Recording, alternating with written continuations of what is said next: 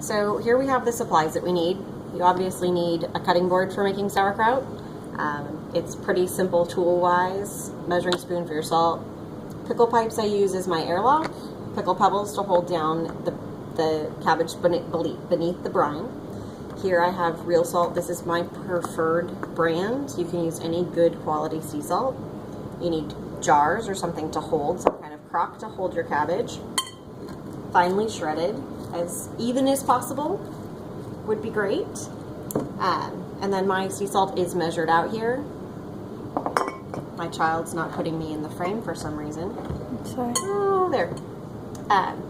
So with the cabbage, the reason that we're going to put the salt on it, it's going to release all the water. It's going to create this lovely brine for us. I do this by taste. So I put some salt on, smash it up, just massage it a little so it's really well mixed in. This was kind of a tiny head, so it seems like 2 tablespoons is a little bit much, but we just try it. As Summer Box says, it should be like a potato chip, not make you want to gag, where you kind of just can't eat just one. And I tend to eat a lot of raw cabbage while I do this, so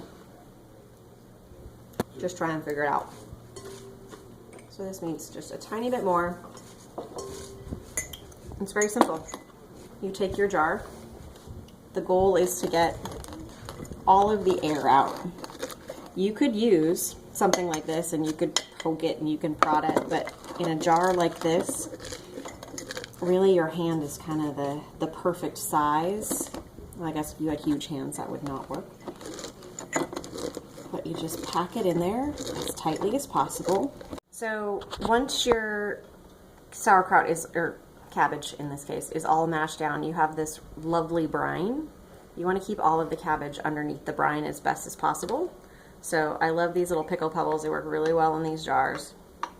Just toss that in there. As I squish it down, the brine is coming over the pebble, so I know that all of my cabbage is under.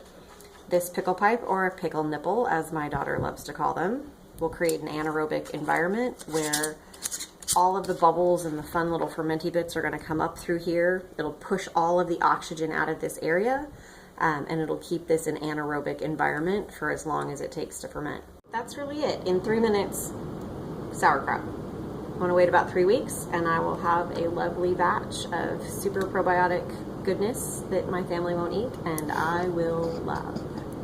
Thank you so much for watching. Oh my God, did you really just snort? Really? On my video.